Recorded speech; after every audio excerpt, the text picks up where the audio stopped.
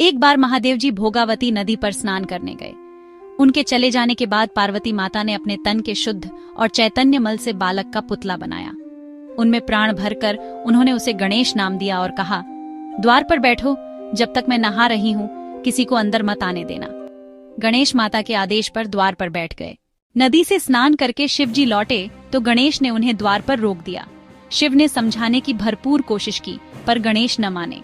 शिव क्रोधित हुए और त्रिशूल का प्रयोग करके उसका सिर काट दिया और भीतर चले गए। जब पार्वती को पता चला तो वे बहुत क्रोधित और दुखी हुईं।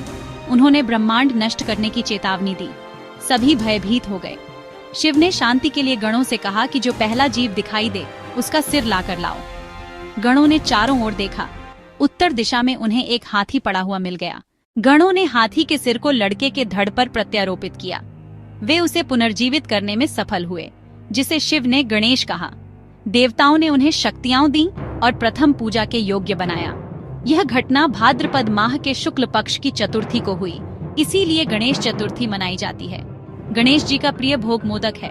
मोतीचूर के लड्डू भी उनकी पसंदीदा चीजें हैं। गणेश चतुर्थी पर प्रातः स्नान, प्रतिमा को सिंदूर, षोडशोपचार, दक्षिणा और 21 लड्डुओं का भोग। इनमें से 5 प्रतिमा के पास रखे जाते हैं, बाकी ब्राह्मणों को दान होते हैं। कहा जाता है कि इस व्रत कथा का पाठ करने से बुरे कर्मों से मुक्ति और जीवन में सुख समृद्धि आती है। गणेश चतुर्थी व्रत मनोकामनाएं पूर्ण करने वाला माना जाता है। भोग में मोदक और लड्डू विशेष स्थान रखते हैं। भोग अर्पित कर पुण्य मिलता है।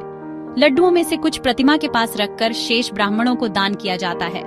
अच्छे मुहूर्त में गणपति प्रतिमा को नदी तालाब में विसर्जित किया जाता है और सभी विघ्न वर्धक बाधाएं दूर होती हैं। एक कथा के अनुसार चंद्रमा गणेश का उपहास कर रहे थे तो गणेश ने क्रोध होकर उन्हें श्राप दे दिया। चंद्रदेव ने क्षमा मांगी।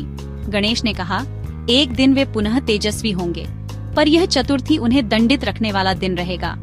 किंवदंती में श्री कृष्ण पर भी झूठा आरोप लगा था, क्योंकि वे चतुर्थी को देखकर दंडित हुए। यह कथा सतर्क करती है।